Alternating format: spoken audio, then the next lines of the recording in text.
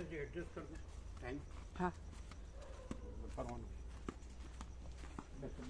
આવડે છે હર્ષદ પ્રભુને આવડે છે આવડે તો ખરું ને ખરું નહીં આવડતું હોય તો લ્યો હા આવડે તો છે થઈ જશે એક્ઝેક્ટ હા ઘરે કરી ઘરે કરીએ છીએ એમ કે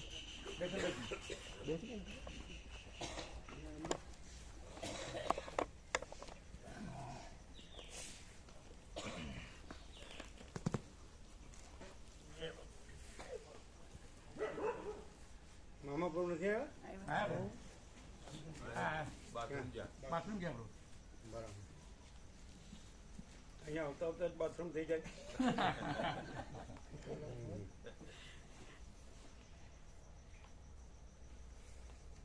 તમે પેલા ભીખી માતા કાલ કંઈક પૂછતા હતા નહીં વાત કરતા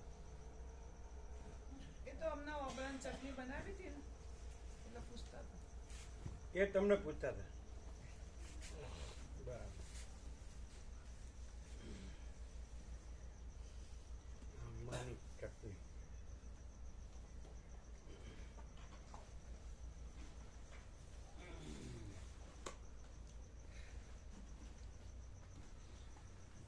આવ્યું ઠેકાણું પડે ટાઈમ બધું તારીખ વાર ટેમ્પરેચર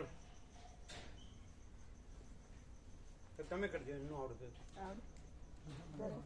જો આવડે છે ખરું પણ ઘરે કરી કેસ ખોલીને કંઈ કરવાનું તમને આવડે છે બિપિનભાઈ છે જોવું પડે જો આવી જાય બાબા કોઈ હોતું ને ખાલી ચાલુ થઈ જાય એમ લખેલું હશે ને બરાબર એક રાઉન્ડ કર્યો બધાને રાઉન્ડ કર્યો રમણ પ્રભુ મને નથી આવડતું આવડે છે? તમને રમણ પ્રભુ આવડે છે? ચાલુ થયેલી વાત ચાલુ થઈ થોડી વાર લાગે થોડોક થઈ ટાઈમ જાય થોડી વાર લાગે પણ થઈ જાય અમે મોકલ્યો એટલે તમે ના પડાવી કે મને નથી આવડતું એટલે પેલા આયા હતા ને બસ રસોઈયા લોકો આયા થવા થઈ જશે બધું. પેલો અપવાડ ઓફ હતું ને એમ નતું કીધું રશિયા પ્રભુ આવ્યા છે નથી આવડતું એવું કીધું અમે જેની યાર મોકલ્યું હતું એને એમ કીધું કે રમણ પ્રભુ કીધું મને નથી આવડતું લોકો આયા ને બેઠા હતા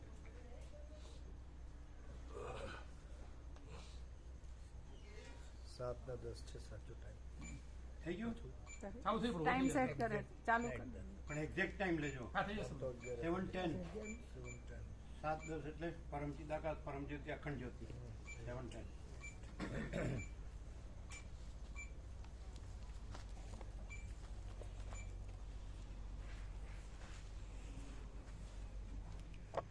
જીતો પ્રભુ છે આજ તો હું મારું પૂરું કરી શકતો નથી ને મારે બીજાનું કરવું પડ્યું એવું છે ને ગોવા પ્રભુ જીતો પ્રભુ એવું થયું ધીમી ગતિએ થાય આપણું કેમ કે મારું પૂરું કરી શકતો નથી મારે આજે બીજાનું કરવું પડ્યું ના ના બીજાનું કયું નહીં અમારા ભાગ્ય ક્યાંથી હા હા હા હા પેલા હા, હા. ગોવિંદને કહીએ કે ભાઈ કોઈ સેવા શક્ય ના તમારે કોણ આપણે ગયા કોને કહો ગોવિંદ પ્રભુને ગોવિંદ અમે ઘણા પૂછીએ કઈ સેવા હોય તો કહો અમારે અમને તો તમે કોઈ દી નથી પૂછ્યું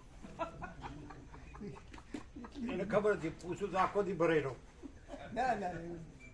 ના ના પહેલા તો વિશ્રામ કરવાનું કહેતા હતા કે ઊંઘવું હોય ને ઊંઘ હા આવી જાય. પેલી એક એ કલાક તો અમે આંખ બંધ કરીએ તો ઊંઘ આવી જાય અને અમારે તો એવું નહીં અમારે ખુલ્લી રાખવી પડે છે આંખો ના અમારે તો પછી ગયા ને ના આવી પડે તો બધું ગમે એવો ચાલતો હોય ને હજુ ત્યાં તો ઉધમાં સહજ સમાધિ ભલી અમારે નહીં આવતી આપણે તો પછી ગયા ત્યાં. નહીં ગયા. આપણે તો સૌથી સહજ કાંઈ કર્યા વગર સહજ પરમ શાંતિ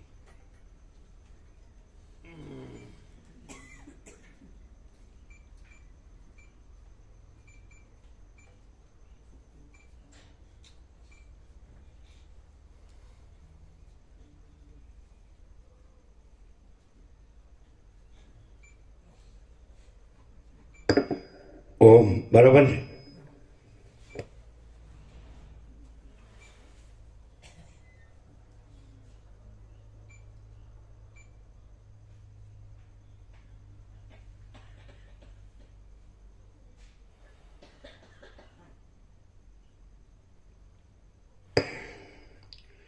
પરમ ચિદાકાશ પરમ જ્યોતિ અખંડ જ્યોતિ અનંત પૂર્ણ परम चिदाकाश, परम शांति, स्वयं सिद्ध, स्वयं प्रकाश, स्वयं पूर्ण, स्वस्वरूप, यही सब कुछ है, इसके सिवा कुछ नहीं है।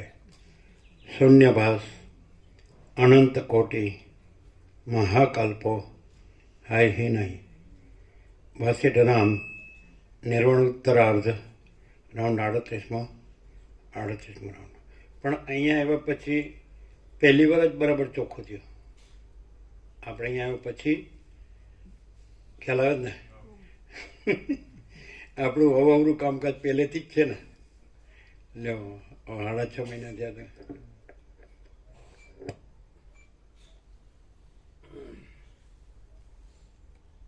એને બોલાવો અમે ચોખ્ખું કરી દઈશું પણ વાર લાગે અમારે વાર બહુ અરે તમે અમારું ચોખ્ખું કરતા તો એના જેવું બીજું એકેય નહીં.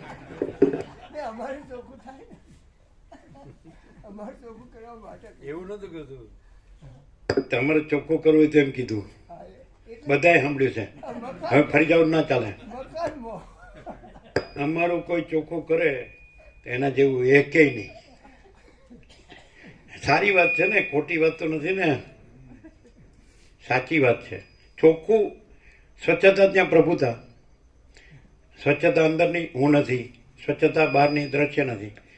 જો હે સો હે એમ છે ત્યારે.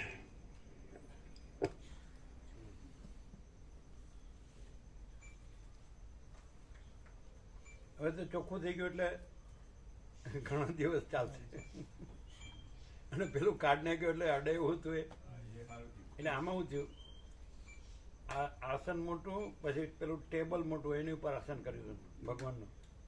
ટેબલ મોટું અને પેલું પાણીયારું એનો પથ્થર. એટલે આજે કડિયા પ્રભુ આવ્યો ને જેને વોશરૂમ કર્યો, એટલે કે આ તો રૂમ મોટો છે એમ. એટલે પેલા વિવેક પ્રભુ કે બીજું કરવું હોય જરા આને, અરે આ તો મોટું જ છે. અમે કીધું હા મોટું જ છે, બીજું કરવાનું જ નહીં. એટલે આસન મોટું, પછી પેલું સામે ટેબલ મોટું, વસીઠામનું આસન એ મૂકી જવા દીધું, માન ન પણ. અને પેલું પાણીયાળોનો પથ્થર હાથ કાઢ નાખ્યો, ખાલી થોડું પેલું જ રાખ્યું હે ને. એટલે ફ્રી થઈ ગયું. મોટું મોટું નાનું શું, હિમાલયની ગુફા જેવું. અને બધું વેન્ટિલેશન, બધું કાયમ ખુલ્લું 24 કલાક. બરાબર. કેટલું જોવે? મહાત્મા ટોલ્સ્ટોયે તો કીધું, how much land does a man need? 6 feet.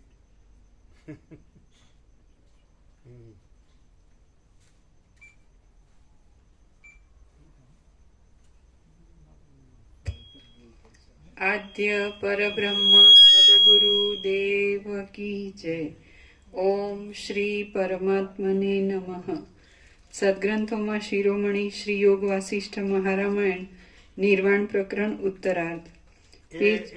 મહાત્મા ટોલ્સ્ટોયે પાછળથી બધું છોડી દીધું. એમની પાસે જમીન જાગીરને પ્રોપર્ટી ફૂલ હતી અને ખેડૂતો સાથે વયા ગયા, પાવડો બગાડી લઈને બધું છોડી દીધું. પછી એમણે પણ આત્મસિદ્ધિ બુક લખી, એમ જોયેલી. આત્મસિદ્ધિ એટલે એ બિબ્લિકલ લેંગ્વેજ છે. બાઇબલમાં જેમ જીસસ ને બધાનું છે ને એવી રીતે. એટલે એ રીતે જ મહાત્મા ગાંધી અને ગાંધીજીને ટોલ્સ્ટોય સમકાલીન હતા, બે મળ્યા નથી. પણ પત્ર વ્યવહારથી ગાંધીજીએ એમનામાંથી પ્રેરણા લીધેલી, ટોલ્સ્ટોયમાંથી. અને રશિયાના ગાંધીજી કહેવાય. એટલે એવું એમનું જીવન હતું. પાછળથી હો, પહેલા તો એકદમ નબીરા હતા એમ. પણ એમના વોર એન્ડ પીસ એટલે યુદ્ધ અને શાંતિ એ બુક ઉપર નોબેલ પ્રાઇઝ મળેલું. એટલે ઘણું લખેલું. પણ એમની વાર્તા પણ એમાં બોધ જ હોય. એમને એમ નહીં કે ખાલી ગમે એમ આપણે લખી નાખીએ બધું, જેમ સમજે છે જેવું મનમાં આવે એવું નહીં. આજે બધું એવું ઘણું હોય, પણ એ આખું એની જોબ બોજ ઉપર બોધ ઉપર. એટલે જ એ આખો પછી એને પેલા વાલિયા લૂંટાણામાંથી જેમ બ્રહ્મર્ષિ વાલ્મીકી થઈ ગયા ને, એવી રીતે ટોલ્સ્ટોય થઈ ગયા પછી મહાત્મા ગાંધી. ગાંધીજી એમનામાંથી પ્રેરણા લીધી એમ.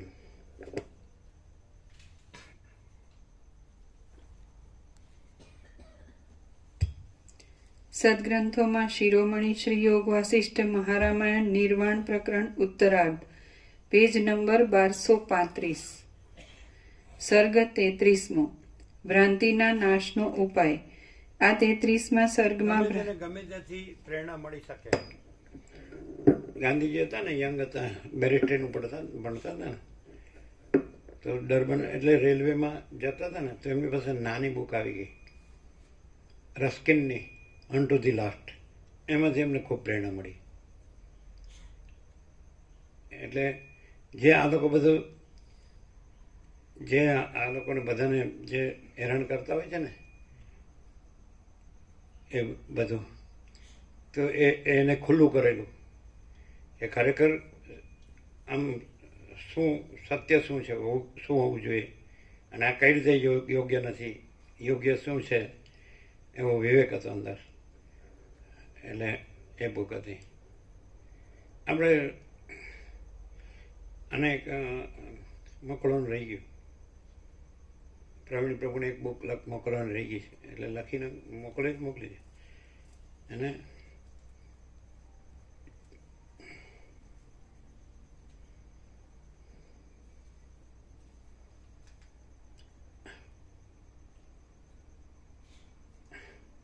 ખલીલ જીબ્રાન, એની બુક છે પ્રોફેટ, પણ એનું ગુજરાતી અનુવાદ છે વિદાય વેળાએ.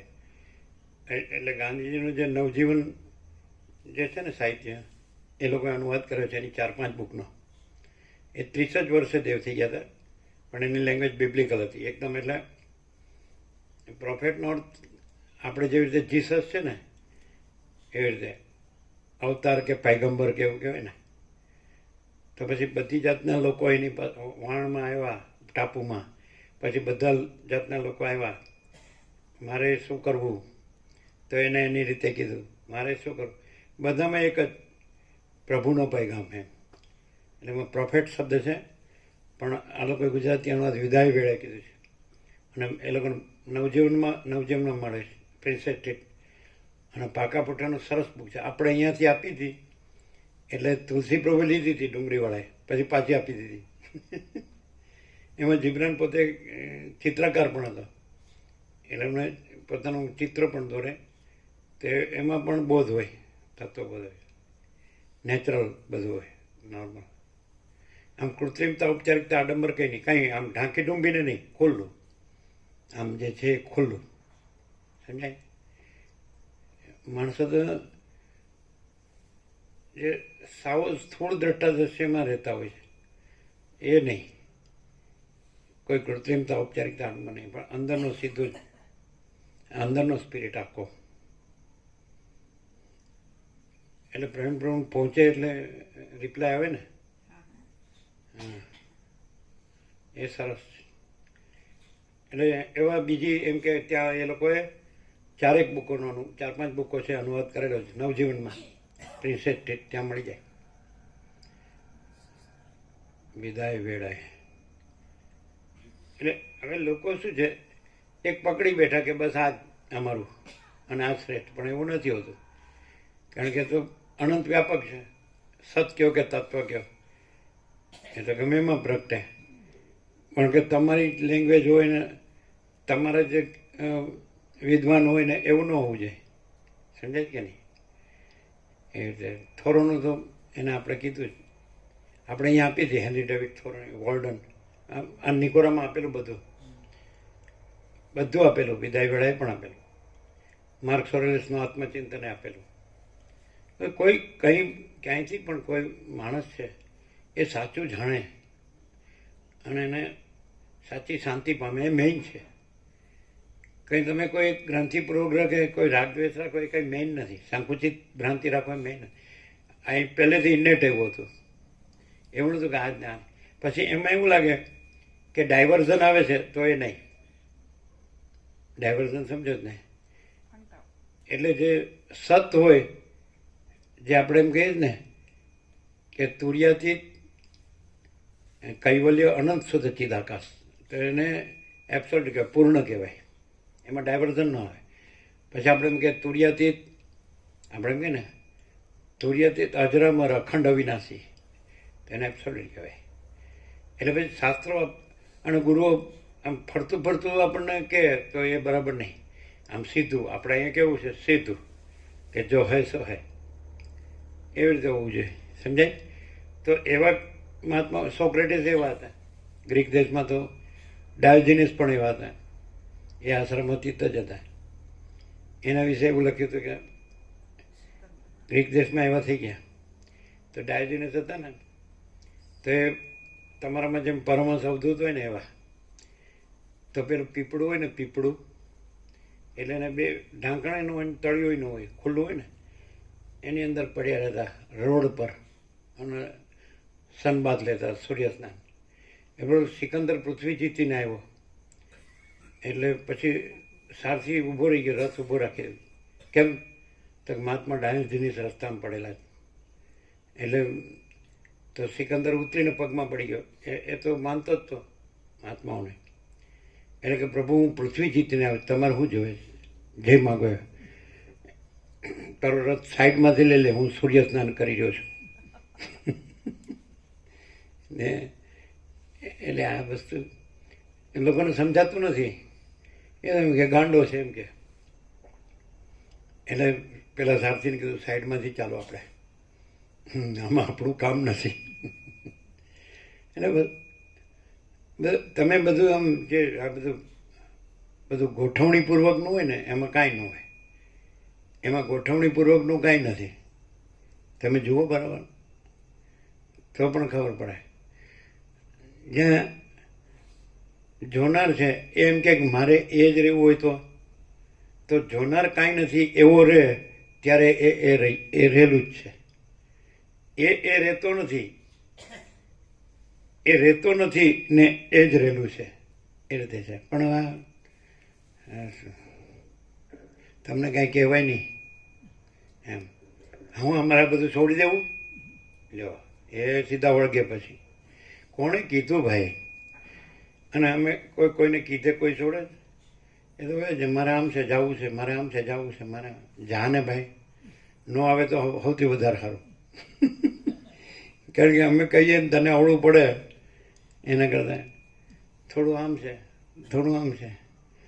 પછી પાછા એમ કે રમણ પ્રભુ એવું કે જન્મ મરણ જ નથી. પછી કે થોડું આમ છે, થોડું આમ છે, થોડું આમ જવાનું. એટલે અમે ખાલી એમ જ કહીએ અહીંયા આવીને કે ને જેમ સર્વાંતર્યામીની પ્રેરણા હોય એમ કરો, યોગ્ય લાગે એમ કરો. એને ખબર ન પડે કે આ સર્વાંતર્યામીની પ્રેરણા શું કહેવાય ને યોગ્ય શું કહેવાય. હું જ સર્વાંતર્યામી, હું કરું એ જ યોગ્ય, એ જ સર્વાંતર્યામીની પ્રેરણા. એટલે મરી ગયા સુધી જપે જ નહીં. આમ બધું જોબ કરો તો 58 વર્ષે એમ કે નિવૃત્ત એવું કે કોઈ વહેલું સ્વૈચ્છિક હોય છે ને તો એવું. પણ કાંઈ નહીં, એનો કંઈ ફેર પડતો નથી. સમજે? ખાલી એ ગણતરી ખાલી પગારની જોઈએ કે પેલું વધારે મળે ને ઓછું મળે ને એવું બધું. પણ કીધું એ ક્યાં વસ્તુ છે તમે હું ગણો છો એમ. એટલે કોઈને ખબર જ નથી એમ કે ખરેખર શું છે. અને જેને ખબર હોય તો એ તો પછી એ જ છે. પછી તો આપણે સવારે જે પ્રકાશ ભગવાન કીધા ને એનું આખું સરસ સત્રાક્ષર બની ગયું. એમ કે આખા અનંત પૂર્ણ સ્વયં પ્રકાશ ભગવાન છે. આખા અનંત પૂર્ણ સ્વયં પ્રકાશ ભગવાન છે. અમે તમને કીધું હતું ને, એક સત્રાક્ષરમાં બધું આવી ગયું. એટલે પણ એ પાછું શબ્દ યાદ રાખીને બોલી દે પછી કે જરાક પેલું આમ છે ને પેલું આમ છે, પેલું સગું છે ને સગાની વગ.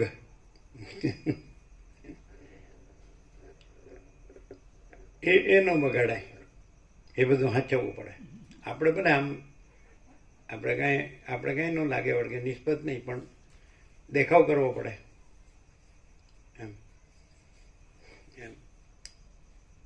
આવે જાય આપણે જમાડવા તે બરાબર. આ તો એક સેશન જાય તોય શું, એક જ સેશન નહીં, કાંઈ ન હોય આમાં. હું એ તો જેમ તેમ બોલવાની ટેવ પડી. અને પેલું સેશન ન જવું જોઈએ, સમજે, હગાવાના ઘરે એટલે જવું પડે.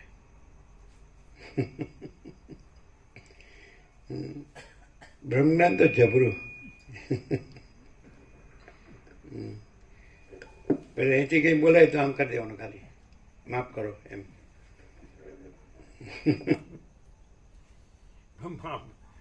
તમે ગુનો કરો તે માફ કરે. તમે ક્યાં કાંઈ ગુનો કર્યો? તમને સર્વાંતર પ્રેરણા થઈને યોગ્ય લાગ્યું એમ કર્યું તો પછી એમાં કાંઈ ગુનો નથી કે માફ કરો આપણે. શું કહો છો? હે ને?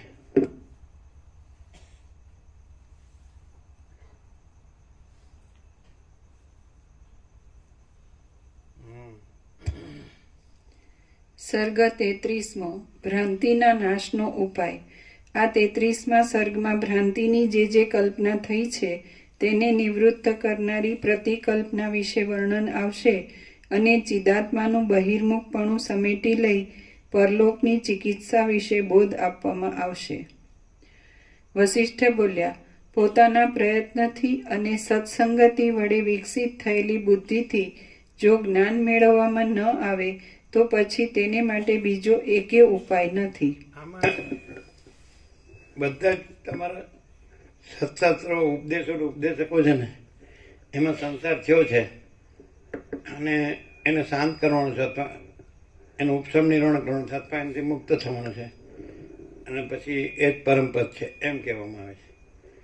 અને પ્રકાશ ભગવાન પોતામાં પોતે જ છે, એટલે કહેવાનું નથી. આપણે હમણાં કીધું કે આખા અનંતપૂર્ણ સ્વયં પ્રકાશ ભગવાન છે. બસ એ તો કયો કે ન કયો પણ આમ જ છે એમ કહી શકાય.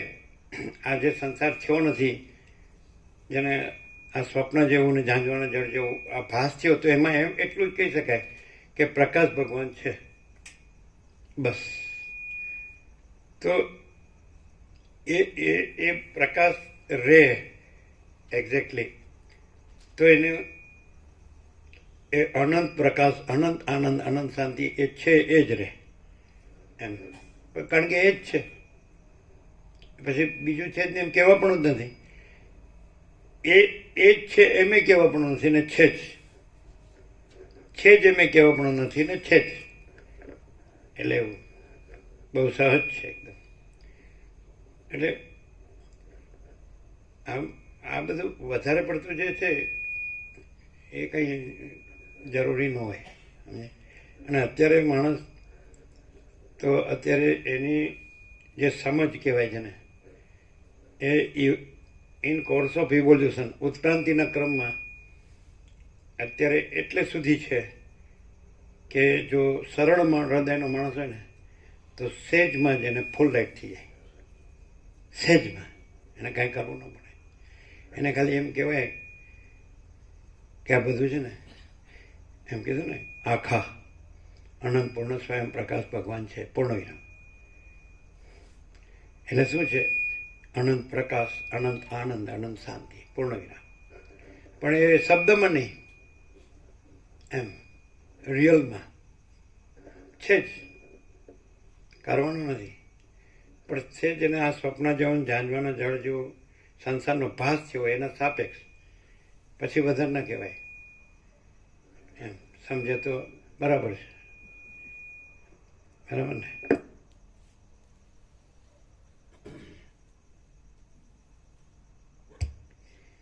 જેમ વિષ વસ્તુ સ્વભાવે જ મરણકારક છે, તથાપિ રસાયણ શાસ્ત્રમાં કહેલા ઉપાય વડે તે વિષ ભાવ મૂકી દઈ અમૃતમય થઈ જાય છે, તેમ તમે પોતે જે વાસના, અવિદ્યા, જગત આદિ સર્વ કલ્પી લીધેલ છે તેની સામે શાસ્ત્રમાં બતાવેલી પ્રતિકલ્પના, નીચે ટાંચ છે, કલ્પનાને શાંત કરનારી ક્રિયા, વિચાર, વૈરાગ્ય, ભોગ ત્યાગ, વિવેક, દોષ દ્રષ્ટિ ઇત્યાદિનું નામ પ્રતિકલ્પના છે. જેમ વિષ વસ્તુ સ્વભાવે જ મરણકારક છે, તથાપિ રસાયણશાસ્ત્રમાં કહેલા ઉપાય વડે તે વિષભાવ મૂકી દઈ અમૃતમય થઈ જાય છે, તેમ તમે પોતે જે વાસના અવિદ્યા જગત આદિ સર્વ કલ્પી લીધેલ છે તેની સામે શાસ્ત્રમાં બતાવેલી પ્રતિકલ્પના પોતાની મેળે જ કરવામાં આવે તો એ સર્વ પોતે બંધન કરનારો પોતાનો સ્વભાવ ભૂલી જઈ મોક્ષમાં ઉપયોગી થાય છે.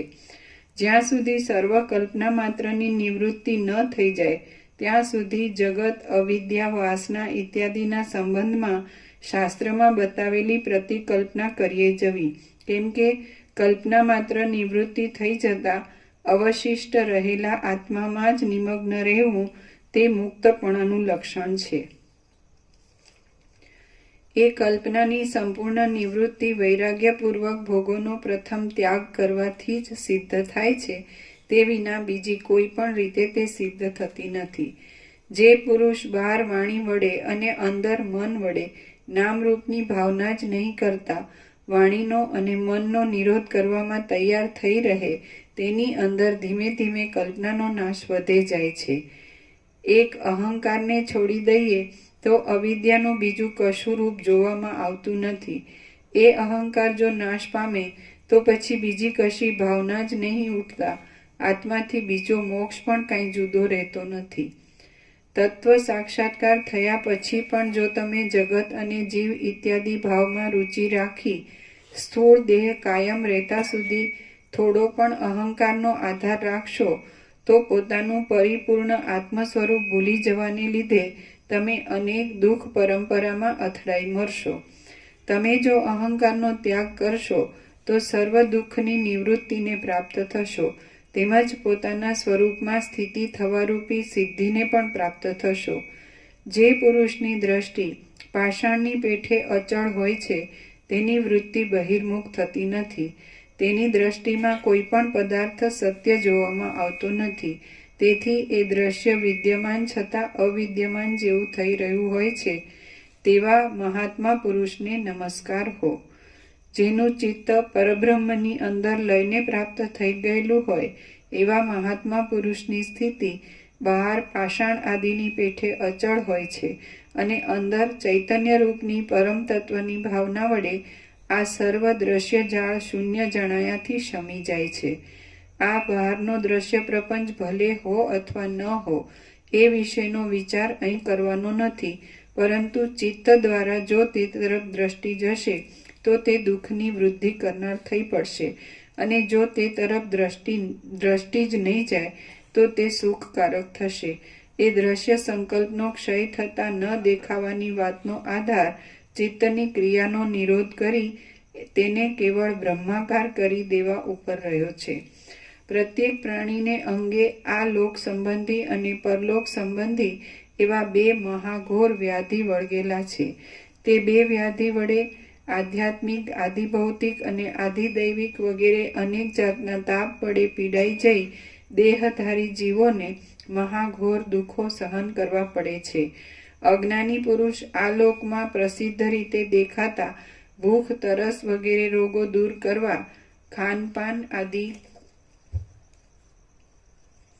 ખાનપાન આદિ ભોગરૂપી અધમ ઔષધો વડે જીવતા સુધી પોતાનાથી બનતો પ્રયત્ન કરીએ જાય છે. બાકી બીજા પારલૌકિક વ્યાધિની ચિકિત્સા ભોગોરૂપી ઔષધ વડે થઈ શકતી નથી. ઉત્તમ પુરુષો તો શાંતિ, સત્સંગતિ અને બોધરૂપી અમૃત વડે પરલોક સંબંધી મહાવ્યાધિની ચિકિત્સા કરવાને પણ યત્ન કરતા રહે છે. જે પુરુષો પરલોકની ચિકિત્સા કરવા માટે ભોગોરૂપી અપથ્યનો ત્યાગ કરે છે અને સત્સંગ આદિ ઔષધિઓનું કાળજીથી સેવન કરે છે, તેઓ શાંતિરૂપી ઔષધના પ્રબળ પ્રભાવથી પોતાની મોક્ષ માર્ગ સંબંધી મોટી ઈચ્છા પૂર્ણ કરવામાં વિજયી નીવડે છે. જે પુરુષ અહીં જ નરકરૂપી વ્યાધિની ચિકિત્સા કરતો નથી તે મહારોગમાં સપડાયેલો પુરુષ સત્સંગતિ, સત્શાસ્ત્ર આદિ ઔષધ વિનાના નરક, સ્થાવર ભાવ આદિ સ્થાનમાં જઈ શો ઉપાય કરશે? અરે અવિવેકી પુરુષો, તમારું જીવન કેવળ આ લોક સંબંધી વ્યાધિની ચિકિત્સા કરવામાં જ ક્ષયને પ્રાપ્ત ન થઈ જાઓ, પરંતુ તમારે આત્મજ્ઞાન રૂપી ઔષધ દ્વારા પરલોક સંબંધી વ્યાધિની પણ ચિકિત્સા કરવાની છે. આ આયુષ્ય વાયુ વડે ચંચળ થયેલા પાંદડાના કટકા ઉપર રહેલ જળબિંદુની પેઠે ક્ષણજીવી છે. માટે જેમ બને તેમ અતિ ત્વરાથી યત્ન વડે પરલોક સંબંધી મહાવ્યાધિની ચિકિત્સા કરી લેવી. આ ટાંચ ક્યાં હતી? નથી દેખાતું. નીચે એક ટાંચ છે પણ ક્યાંય નિશાની નથી. કેવળ પોતાના આત્મા સાથે સંબંધ રાખનાર આધિવ્યાધિ સંબંધી દુઃખ આધ્યાત્મિક કહેવાય છે. વ્યાઘ્ર, ચોર આદિ બીજા પ્રાણીઓથી થનારું દુઃખ આધિભૌતિક કહેવાય છે. અને અગ્નિ, વાયુ આદિ દેવતાઓથી થનારું ટાઢ તડકા વગેરેનું દુઃખ આધિદૈવિક કહેવાય છે. આ સંબંધી વિશેષ જિજ્ઞાસા હોય તેણે સાંખ્ય સૂત્રનું પહેલું સૂત્ર અને ગીતાનો 6થો અધ્યાય જોવો. અહીંયા ઉપર હતી પણ નિશાન નથી. હા, તે બે વ્યાધિ વડે આધ્યાત્મિક, આધિભૌતિક અને આધિદૈવિક વગેરે અનેક જાતના તાપ વડે પીડાઈ જઈ દેહધારી જીવોને મહાઘોર દુઃખો સહન કરવા પડે છે. પેલું એક્ઝેક્ટ થઈ ગયું? ના તો પ્રભુ આવતું નહીં. લઈ જઈએ અમે પેલા કરંટ લઈશું સવારે ઘડિયાળ જોડે કરંટ લઈશું. એમ છે? આવો મામા લેતા આવશે સવારે. સુશીલ બહુ તો ફટાફટ કરી દેશે. એટલે અમને તો ફાવ્યું નહીં, અમે જોયું પણ નહીં પડી. અમને પણ જોયું નહીં ના પડે. આ તો થઈ જાય પણ નથી. સુશીલ બહુ તો ફટાફટ કરી દે એક્ઝેક્ટ. એકવાર જોયું તો જઈએ. આ આયુષ્ય વાયુ વડે ચંચળ થયેલા પાંદડાના કટકા ઉપર રહેલ જળબિંદુની પેઠે ક્ષણજીવી છે. માટે જેમ બને તેમ અતિ ત્વરાથી યત્ન વડે પરલોક સંબંધી મહાવ્યાધિની ચિકિત્સા કરી લેવી.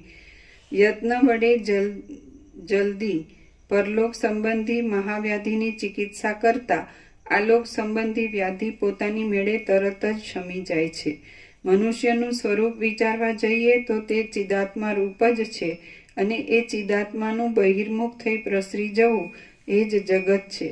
તેને લીધે ચિદાત્માની સત્તા વડે એક સૂક્ષ્મ પરમાણુની અંદર પણ સેંકડો પર્વતોના વિસ્તારવાળું આખું જગત રહ્યું છે. ચૈતન્ય રૂપ આત્માનું બહિર્મુખ થઈ જઈ જે ફેલાઈ જવું તે જ રૂપાદિક બાહ્ય વિષય રૂપે અને કામ સંકલ્પ આદિ માનસિક અંદરના વિષય રૂપે થઈ રહેલ છે. અને તે નિર્મળ ચિદાકાશની અંદર ભ્રાંતિ વડે જ આત્માના એક વિવર્ત રૂપે અનુભવમાં આવે છે. માટે આ જગતની ભ્રાંતિ સત્ય નથી. એવી રીતે જગત મિથ્યા હોવાથી તેના અનેક વાર પ્રલયો જોવામાં આવે છે તો પણ જગતરૂપી દ્રશ્યનો કશો પણ નાશ થતો નથી. તેની અનેક સૃષ્ટિઓ નજરે જોવામાં આવે છે તો પણ કશું ઉત્પન્ન થતું નથી. કેમ કે જગતનું મૂળ સ્વરૂપ વિચારવા જતાં તે કેવળ ભ્રાંતિરૂપ જણાય છે. ભોગરૂપી કાદવના સમુદ્રમાં ખૂંચી ગયેલા પોતાના આત્માને જો પોતાના પુરુષાર્થના ચમત્કાર વડે બહાર ખેંચી કાઢવામાં ન આવે તો તેને નીકળવાનો બીજો કોઈ પણ ઉપાય નથી. જે મનુષ્ય મન નહીં જીતાવાને લીધે મૂઢપણાથી કેવળ ભોગોરૂપી કાદવમાં ખૂંચેલો રહે છે તે પુરુષને જેમ સમુદ્રને નદી નાળાના પાણી જઈ મળે છે તેમ અનેક આપત્તિઓ આવી પડે છે. જેમ આયુષ્યના આરંભકાળમાં જ પ્રથમ બાલ્યાવસ્થા જોવામાં આવે છે તેમ મોક્ષ દશાના આરંભકાળમાં જ પ્રથમ રાગની શાંતિ કરનારા ભોગોનો ત્યાગ જોવામાં આવે છે. તત્વજ્ઞ જીવનમુક્ત પુરુષની જીવનરૂપી નદી જોકે સુખ દુઃખ રૂપી અનેક તરંગોવાળી હોય છે તો પણ કેમ જાણે ચિત્રમાં આલેખેલી હોય તેમ શાંત રૂપે એક સરખી રીતે કશા પણ ગરબડાટ વિના રહ્યા કરે છે અને તેમાં ક્ષોભ પેદા કરનારો વિષય રાગ હોતો નથી. અજ્ઞાની પુરુષના જીવનરૂપી નદીમાં તો અનેક રુદનના શબ્દો વડે અતિ ભયંકર એવા સુખ દુઃખ આદિ રૂપી અનેક તરંગો અને કામ ક્રોધ વગેરે રૂપી અનેક ચકરીઓના કુંડાળાનો જબરો ખળભળાટ જોવામાં આવે છે. જેમ ભ્રાંતિ વડે બે ચંદ્રમાં જોવામાં આવે છે, જેમ ભ્રાંતિ વડે બાળકને વેતાળ જોવામાં આવે છે, જેમ ભ્રાંતિ વડે ઝાંઝવાના જળની પ્રતીતિ થાય છે, જેમ સ્વપ્નમાં અનેક પદાર્થો મિથ્યા છતાં દેખવામાં આવે છે અને બુદ્ધિ મોહ વડે છવાઈ જતા જેમ અનેક ભ્રાંતિ જ્ઞાન થાય છે, તેમ અજ્ઞાનને લીધે ભ્રાંતિ વડે ચિદાત્માના વિવર્તરૂપ અનેક સૃષ્ટિઓનો ભાસ થાય છે. ચિદાત્મા રૂપી જળના અનેક તરંગો રૂપે આ હજારો સૃષ્ટિઓનું ભાન થાય છે. વિચાર કરતા તો તે સૃષ્ટિઓ મિથ્યા રૂપે જ માત્ર ભાસી રહી છે અને ભ્રાંત પુરુષને ભ્રાંતિ વડે તે અનુભવમાં આવવાથી સત્ય ભાસે છે. આત્મતત્વનો બહિર્મુખપણાને લીધે બહાર ફેલાવો થતા આકાશની અંદર પણ ગંધર્વનગર આદિ સૃષ્ટિઓ કેવળ ભ્રાંતિ વડે કેમ જાણે સત્ય હોય તેવી અનુભવવામાં આવે છે, બાકી તે ખરી રીતે સત્ય નથી. અહંકાર આદિ વડે અનુભવમાં આવતા ષડભાવ વિકારોના આકારો વડે અનેક રૂપોને ધારણ કરી રહેલો આ સૃષ્ટિ સંબંધી ભ્રમ ચિદાત્માનું બહિર્મુખપણું થઈ જઈ ફેલાઈ જવા રૂપ જળના એક પરપોટા રૂપ છે. ષડ વિકારોની નીચે ટાંચ છે. હોવું, ઉત્પન્ન થવું, વધવું, પ્રકટ થવું, ઘસાવું અને નાશ પામવું એ 6 વિકારો છે. આત્મતત્વનો બહિર્મુખપણાને લીધે બહાર ફેલાવો થતા આકાશની અંદર પણ ગંધર્વનગર આદિ સૃષ્ટિઓ કેવળ ભ્રાંતિ વડે કેમ જાણે સત્ય હોય તેવી અનુભવવામાં આવે છે, બાકી તે ખરી રીતે સત્ય નથી. અહંકાર આદિ વડે અનુભવમાં આવતા ષડ વિકારોના આકારો વડે અનેક રૂપોને ધારણ કરી રહેલો આ સૃષ્ટિ સંબંધી ભ્રમ ચિદાત્માનું બહિર્મુખપણું થઈ જઈ ફેલાઈ જવા રૂપ જળના એક પરપોટા રૂપ છે. તમે લઈ જાઓ ને પાછું એ બગડ્યું છે એમ સમજીને રિપેર કરવાનું આપે. ના એવું નહીં પ્રભુ, ટાઈમ સેટ પરત પાછી લઈ જાય. એટલે બગડ્યું નથી હો પાછું, હા બગડ્યું એ ખબર પડી હતો. એટલે પાછું રિપેર કરવાનું આપે. હા રૂપિયા નહીં ખાલી એને કરતા અહીં પડ્યું રહે સારું. સુશીલ પ્રભુ આવશે એટલે ફટાફટ કરી દેશે. કઈ વાંધો નહીં પ્રભુ. કાલે તો જાઓ તો કાલ કરાવી લઉં ત્યાં. પાછા એમ સમજે કે બગડ્યું છે તો પાછું રિપેર કરવા આપે. ભોગો કરાવી દઈએ પ્રભુ, ભોગો તરત કરે તરત લઈ લઈએ તો વાંધો ના આવે. એવું સમજે કે આ રિપેર કરવા આપ્યું. રિપેર કરવા નથી આપ્યું, ખાલી ચાલુ કરવા. ટાઈમ સેટ કરવા માટે ખાલી ટાઈમ સેટ કરવા માટે, રિપેર કરવા માટે એ તો ખબર પડી. સુશીલ પ્રભુ તો ફટાફટ કરી દે. હા એ તો આમાં થઈ જાય તરત જ થઈ જાય. ચિદાત્મા બહિર્મુખ ન થાય અને અંતર્મુખ પડે તેની સ્વરૂપમાં સ્થિતિ રહે તો જગતરૂપી ભ્રાંતિની નિવૃત્તિ થઈ જાય છે. પણ જો એ ચિદાત્મા બહિર્મુખ થઈ જાય અને પોતાના રૂપને પસારી દે તો આ જગત ખડું થઈ જાય છે. એ જગત બહાર પણ નથી, અંદર પણ નથી, પ્રતીતિમાં આવતું હોવાથી અસત્ય પણ નથી, તેમ મિથ્યા રૂપે ભ્રાંતિ માત્ર પ્રતીતિમાં આવવાથી સત્ય પણ નથી. આ સર્વ ચૈતન્ય રૂપ છે અને તે ચેતન તત્વ જન્મથી રહિત છે, અવ્યક્ત, ન જાણી શકાય તેવું અસ્ફુટ છે, એક છે, નાશ વિનાનું છે, ઈશ્વર રૂપ છે અને તેમાં પોતાપણું કે પારકાપણું એવો કશો ભેદ નથી. તે ભાવવિકારથી રહિત છે, બ્રહ્મરૂપ છે અને આકાશના કરતાં પણ અતિ સૂક્ષ્મ, નિર્વિકાર, અસંગ તથા શાંત છે. જેમ પવનની અંદર સ્વાભાવિક રીતે ચંચળતા જોવામાં આવે છે, તેમ સ્વભાવથી પણ રહિત એવા બ્રહ્મમાં પોતાની મેળે જ આ સૃષ્ટિનું સ્ફુરણ થવામાં કશું પણ કારણ ઘટતું નથી. સઘળી સૃષ્ટિ બ્રહ્મના વિવર્તરૂપ છે. સ્વપ્નમાં થતા અનુભવની પેઠે બ્રહ્મરૂપી મહાસાગરની અંદર બ્રહ્મના તરંગો રૂપે સૃષ્ટિઓ દેખાય છે.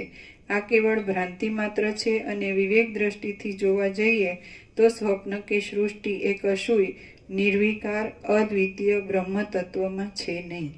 આ સર્વ આભાસથી રહિત એક પરમ તત્વરૂપ છે. તે તત્વ ચૈતન્ય સ્વરૂપે છે. ધર્મ વિનાનું હોવાથી ચેતનપણારૂપી ધર્મથી પણ રહિત છે અને સર્વત્ર એક સરખી રીતે ભરપૂર છે. આ જગત સદરૂપ પણ નથી, અસદરૂપ પણ નથી અને સદઅસદરૂપ પણ નથી, પરંતુ અનિર્વચનીય છે. તેમજ બ્રહ્મ તત્વના વિવર્તરૂપ હોવાથી અદ્વિતીય બ્રહ્મરૂપ છે અને સદા નિત્ય છે. જે પુરુષ યથાર્થ રીતે વર્તન કર્યા કરે છે, જેના મનમાં સંકલ્પનું સ્ફુરણ થતું નથી અને જેનો આત્મા બહિર્મુખ ન થતા અંતર્મુખ થઈ શાંતપણે નિર્વિકાર શુદ્ધ બ્રહ્મભાવમાં જ સ્થિર રહે છે, તેને વિદ્વાનો જ્ઞાનનિષ્ઠ કહે છે. આ સંસારમાં દેહરૂપ ઉપાધિ વડે યુક્ત હોવા છતાં જે પુરુષને માટી વડે બનાવેલા પૂતળાની પેઠે કશો સંકલ્પ જ સ્ફૂરતો નથી તથા જીવભાવ સહિત આ આખું જગત એક આત્મ ચૈતન્યમાં જ ગળી ગયેલું દેખાય છે તે મહાત્માને વિદ્વાનો જ્ઞાનનિષ્ઠ કહે છે. જેમ સંકલ્પ વડે ખડું થઈ ગયેલું નગર સંકલ્પનો ક્ષય થતાં પાછું જોવામાં આવતું નથી, તેમ આત્મ ચૈતન્ય બહિર્મુખ થતા સંકલ્પથી ઉત્પન્ન થયેલ આ જગત અને જીવ એ બંને આત્મ ચૈતન્ય અંતર્મુખ થતા સંકલ્પનો નાશ ક્ષય થઈ જવાથી અધિષ્ઠાન ચૈતન્યમાં જ શમી જાય છે અને પાછા જોવામાં આવતા જ નથી. સર્વ દ્રશ્ય જડ પદાર્થોનું કારણ એક પ્રકૃતિ મૂળ અવિદ્યા છે. તે પ્રકૃતિ કારણ વિનાની છે તો પણ સાક્ષી તરીકે તેને સિદ્ધ કરનાર આત્મા છે. તે આત્માનું ધ્યાન ધરવું તેનું નામ મુક્તિ છે. આ જગતમાં કોઈ પણ પદાર્થનો કશો સ્વભાવ જ છે નહીં. જગત સંબંધી સર્વ અનુભવો સર્વના અધિષ્ઠાન રૂપ મહાચૈતન્ય રૂપી જળના દ્રવ રૂપે છે. આ સૃષ્ટિ સંબંધી અનુભવો મહાચૈતન્ય રૂપી પવનની લહર રૂપ છે. તે અધિષ્ઠાન દ્રષ્ટિએ ચિદાકાશ રૂપ છે અને અધ્યસ્થ દ્રષ્ટિએ શૂન્ય રૂપ છે. આ વિવેક તમારે પોતાને સૂક્ષ્મ દ્રષ્ટિ વડે સમજવાનો છે. પવન અને તેની ગતિ એ બંને જેમ અભિન્ન છે તેમ બ્રહ્મ અને સૃષ્ટિ એ બંને અભિન્ન છે. પોતાની ભ્રાંતિને લીધે તેમનો જે ભેદ જોવામાં આવે છે તે સાવ અસત્ય છે. સ્વપ્નમાં જેમ પોતાના મરણનો મિથ્યા રૂપે અનુભવ થાય છે તેમ તે સાવ મિથ્યા છતાં અનુભવમાં આવે છે. જ્યાં સુધી અંતઃકરણમાં તત્વ સંબંધી યોગ્ય વિચાર પ્રકટ ન થાય ત્યાં સુધી ભ્રાંતિ રહ્યા કરે છે. પરંતુ જ્યાં સ્પષ્ટ રીતે તાત્વિક વિચાર ચિત્તમાં ઉદય પામે છે ત્યાં એ ભ્રાંતિ પણ બ્રહ્મથી જુદી ન રહેતા બ્રહ્મરૂપ જ થઈ જાય છે. ભ્રાંતિ પોતે તો સસલાના શિંગડાની પેઠે અસત્ય વસ્તુ છે એટલે તત્વદ્રષ્ટિએ જોવા જતાં તેનું સ્વરૂપ જ દેખાતું નથી. બાકી તેમાં રહેલો સત્તા સ્ફૂર્તિરૂપી અંશ તો બ્રહ્મથી જુદો પડી શકતો નથી. માટે અતિ સ્વચ્છ નિર્વિકાર પરબ્રહ્મ જ છેવટે વિચાર કરતા અવશેષ રહે છે. હે રામચંદ્રજી, તમે દેહ સંબંધી લાગેલી જરા મોહ આદિ વિકારોનો બીજા બોજો હે રામચંદ્રજી, તમે દેહ સંબંધી લાગેલી જરા મોહ આદિ વિકારોનો બોજો વહેવાની મિથ્યા ભ્રાંતિ છોડી દઈ ચિદાકાશપણાને પ્રાપ્ત થાઓ. તે ચિદાકાશ આદિ મધ્ય અને અંતથી રહિત છે, નિર્મળ છે, સર્વત્ર સમાન રૂપે રહેલ છે, નિત્ય છે, મંગળમય છે અને અદ્વિતીય છે. શ્રી યોગ વાસિષ્ઠ મહારામાયણમાં નિર્વાણ પ્રકરણના ઉત્તરાર્ધનો સત્યાર્થોપન્યાસ યોગ નામનો સર્ગ 33મો સમાપ્ત. સર્ગ 34મો દ્રષ્ટિ સૃષ્ટિ ટાળવાનો ઉપાય. આ 34મા સર્ગમાં ચિદાત્મા ઇન્દ્રિય દ્વારા બહિર્મુખ થઈ જતા આ સૃષ્ટિ જોવામાં આવે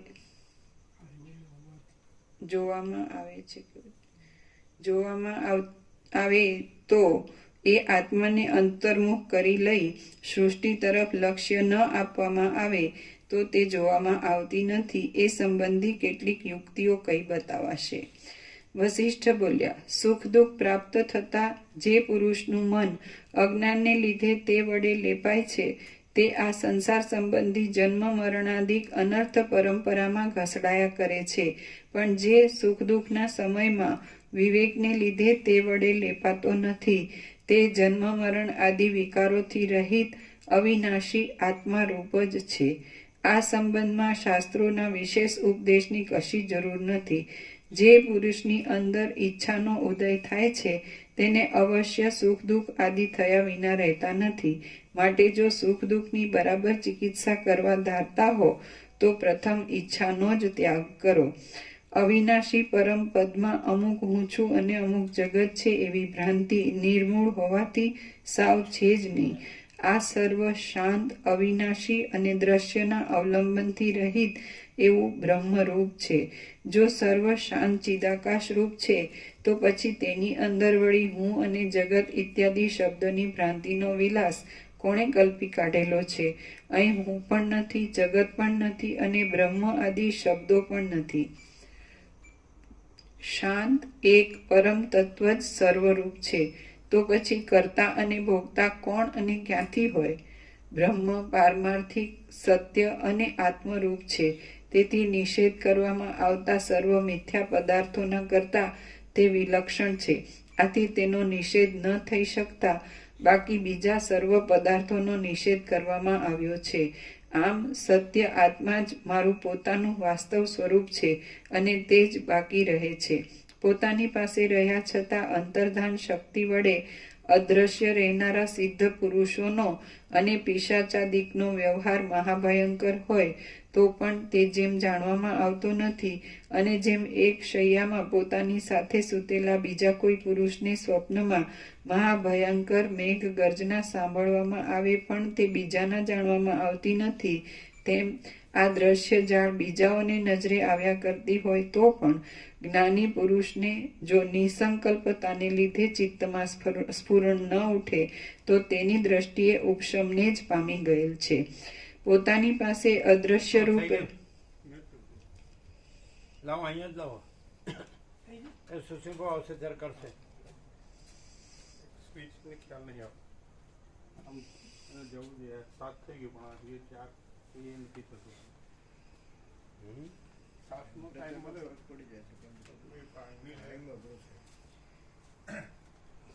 બધું બરાબર નથી. એક કે એટલે પણ આમ 7 ગોઠવાઈ ગયો. 0 આવતું હતું અને 24 આવતું હતું. એમાંથી એક કે બરાબર આ નથી. એકે બરાબર નથી. સેટિંગ નથી થતું.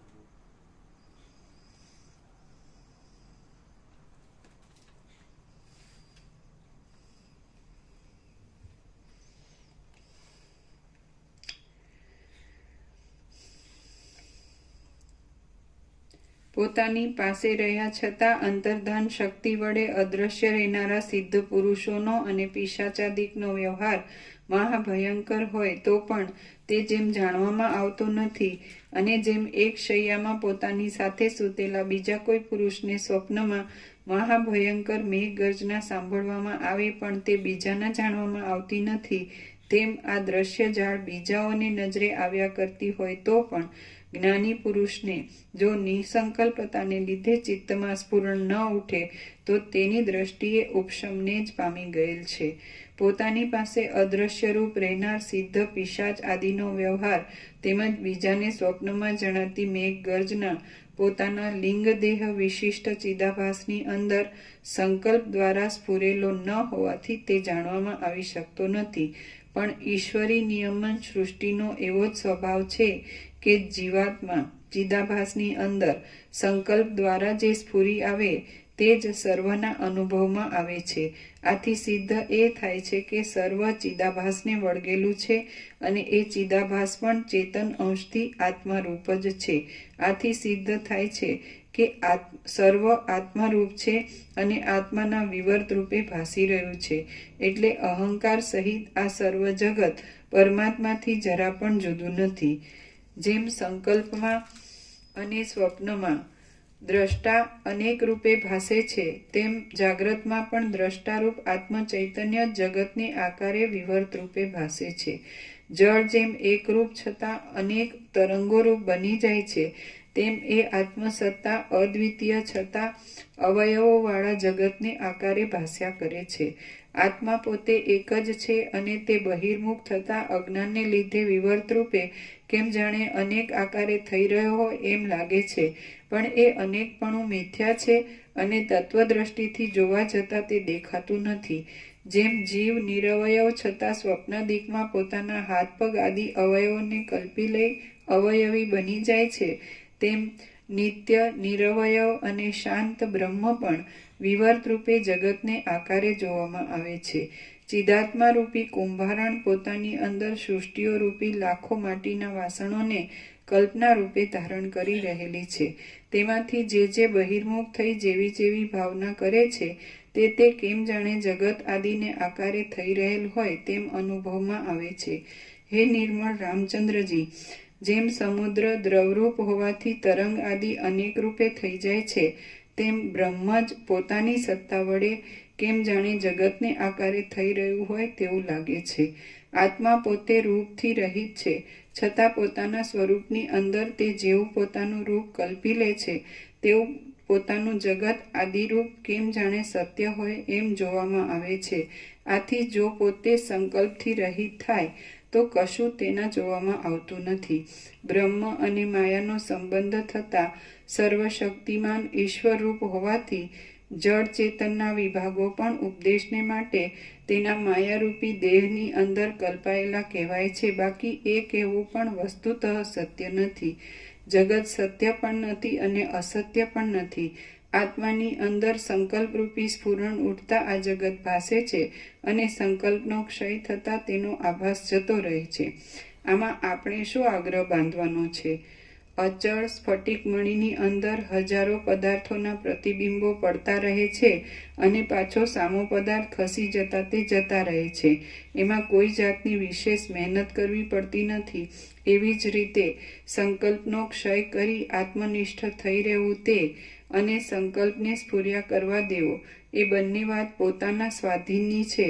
એમાં કોઈ જાતની વિશેષ મહેનત કરવી પડે એવું નથી.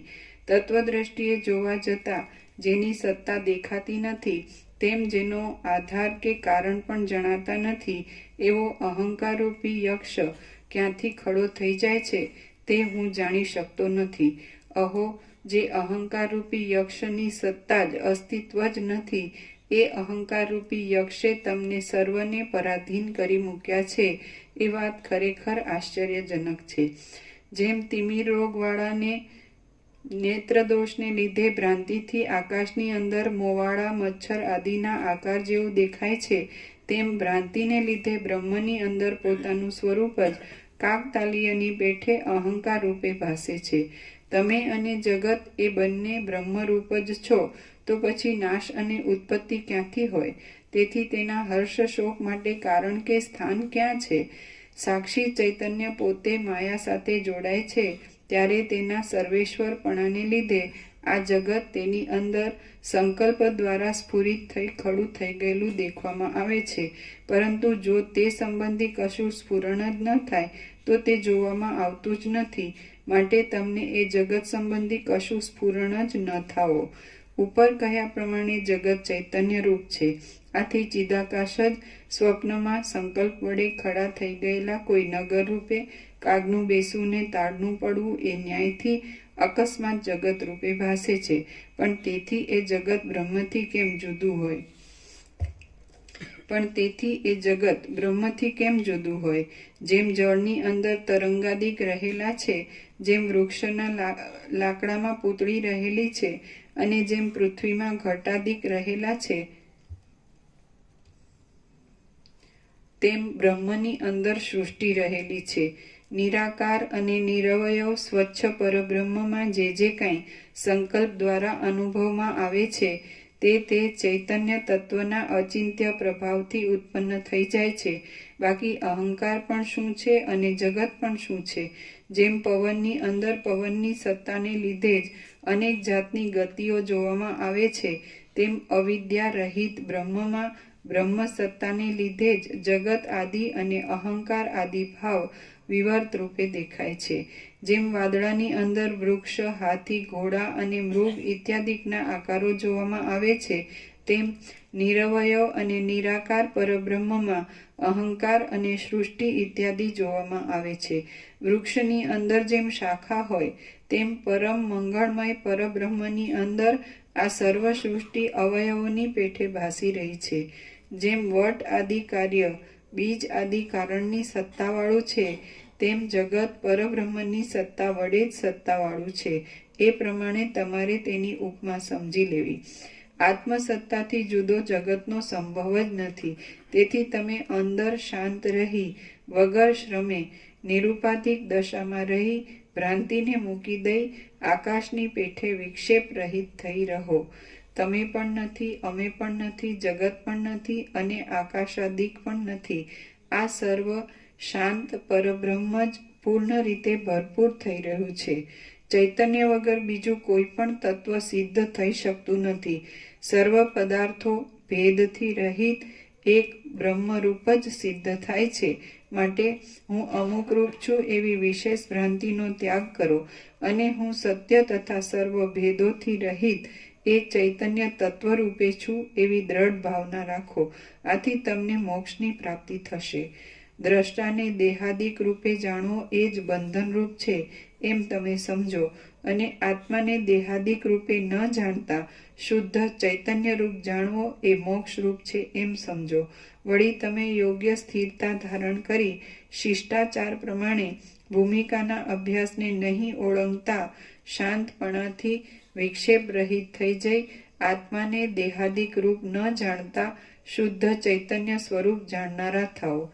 દ્રષ્ટા કદી પણ દ્રશ્ય ભાવને પ્રાપ્ત થતો નથી અને ચૈતન્ય તત્વ કદી પણ પરપ્રેય એટલે બીજા વડે ચેતનવાળું થાય તે જડ. દ્રષ્ટા કદી પણ દ્રશ્ય ભાવને પ્રાપ્ત થતો નથી અને ચેતન તત્વ કદી પણ પરપ્રેય જડ ભાવને પ્રાપ્ત થઈ શકતું નથી. એ પ્રમાણે જડ વસ્તુનો અભાવ સિદ્ધ થાય છે એટલે જગતનું અસ્તિત્વ જ નથી. કોણ કોને શી રીતે અને શા માટે ચેતાવે, ચેતનાવાળું કરે? દ્રષ્ટાની અને દ્રશ્યની દશાનો જ અભાવ છે. માટે તમે જાગ્રત અવસ્થામાં જ સુષુપ્તિ અવસ્થાની પેઠે શૂન્ય જેવા અને શરદ ઋતુના આકાશના જેવા નિર્મળ થઈ રહો. જેમ પવન અને તેની ગતિ જુદા ભાસે છે તેમ ચૈતન્યરૂપ બ્રહ્મમાં અજ્ઞાનને લીધે જ જળ ચેતન આદિ ભેદ ભાસ્યા કરે છે. તેમાં જળ ચેતનનો ભેદ ભાસ્યા કરવો એ જ સૃષ્ટિરૂપ છે અને સર્વમાં જળ ચેતન એવા વિભાગને છોડી દઈ એકપણું જણાવવું તે મોક્ષરૂપ છે. વળી બ્રહ્મરૂપ પવનની અંદર ચિદાભાસરૂપી સ્ફુરણ ઉઠવું એ જ સૃષ્ટિરૂપ કહી શકાય છે અને એ શુદ્ધ ચૈતન્ય સત્તામાં ચિદાભાસરૂપી સ્ફુરણ જ ન ઉઠે તો તે મોક્ષરૂપ કહેવામાં આવે છે. જેમ બીજ પોતાના સ્વરૂપને જ અંદર પાંદડા વગેરે રૂપે સમજે છે તેમ મહાચૈતન્ય પોતાની અંદર રહેલા પોતાના સ્વરૂપને જ સૃષ્ટિ રૂપે સમજે છે. બીજ જેમ પોતાના સ્વરૂપને પાંદડા આદિ રૂપે સમજવાથી પોતે પાંદડા આદિ રૂપે થઈ જાય છે તેમ પરમ શુદ્ધ ચિદાત્મા પણ પોતાના સ્વરૂપને સૃષ્ટિ રૂપે સમજે છે એટલે સૃષ્ટિરૂપ થઈ જાય છે. જેમ વૃક્ષની અંદર ક્રમે કરી થવું, હોવું, વધવું, ઘટવું ઇત્યાદિ 6 ભાવરૂપ વિકારોનો પ્રતિભાસ જોવામાં આવે છે તેમ ચિદાત્માની અંદર આ સૃષ્ટિ દેખાય. જેમ વૃક્ષની અંદર ક્રમે કરી થવું, હોવું, વધવું, ઘટવું ઇત્યાદિ 6 ભાવરૂપી વિકારોનો પ્રતિભાસ જોવામાં આવે છે તેમ ચિદાત્માની અંદર આ સૃષ્ટિ દેખાય છે. આ બાબતમાં બીજ દ્રષ્ટાંત રૂપ છે. જેમ સર્વ વૃક્ષો બીજના વિકારરૂપ હોવાથી બીજરૂપ છે તેમ આ સઘળો વિસ્તાર બીજ આદિ રૂપે થઈ રહેલ ચૈતન્ય સત્તાનો હોવાથી તે સર્વ ચૈતન્ય જ છે. પરબ્રહ્મ પોતે સદા નિર્વિકાર છે. પરબ્રહ્મ પોતે સદા નિર્વિકાર છે અને આ સર્વ જગત પરબ્રહ્મ રૂપ જ છે. આથી એ જગત પણ નિર્વિકાર, અનાદિ અને અનંત છે એમ તમે નિઃશંક સમજો. આ દ્વૈત અદ્વૈત સંબંધી સર્વ વિકાર સંકલ્પ વડે ખડા થઈ ગયેલા નગરની પેઠે પોતાના સંકલ્પ રૂપ જ છે અને સંકલ્પનો ક્ષય થતાં તેનો પણ ક્ષય થઈ જાય છે. જેવો શૂન્યપણાનો અને આકાશનો ભેદ કલ્પના માત્ર જ તમારા જાણવામાં આવતો હોય તેવો જ પાયા વગરનો સૃષ્ટિનો અને બ્રહ્મનો ભેદ તમારે સમજવો. બ્રહ્મની શાંત સત્તા મહાચૈતન્ય રૂપે પોતાની મેળે અનાદિકાળથી જ સિદ્ધ છે. માત્ર અજ્ઞાનને લીધે તે હું અમુક મનુષ્ય રૂપ છું એવા આકારે થઈ રહેલ છે અને જગતના આકારે પણ વિવર્ત રૂપે એ જ થઈ રહેલ છે. બ્રહ્મ જ જો આ જગતરૂપ છે તો પછી તેમાં મિથ્યા ભ્રાંતિ વડે ઝાંઝવાના જળની પેઠે કાંઈ ઉત્પન્ન થયેલ દેખાય તો ખરી રીતે તે કાંઈ ઉત્પન્ન થયેલ જ નથી. તેમાં કાંઈ નાશને પ્રાપ્ત થઈ ગયેલું જણાય તો પણ ઝાંઝવાના જળની પેઠે કાંઈ પણ નાશને પ્રાપ્ત થતું નથી. જેમ વૃક્ષ આદિ અવયવી પોતાના અવયવમાં વ્યાપી રહે છે તેમ મઠાકાશ, ઘટાકાશ આદિ આકાશ મહાકાશની અંદર રહે છે અને તરંગમય જળ જેમ જળની અંદર રહે છે તેમ બ્રહ્મ જ પોતાના અવિકારી સ્વરૂપની અંદર વિવર્ત ભાવથી પદાર્થ રૂપે અને વસ્તુતઃ બ્રહ્મ રૂપે રહેલ છે.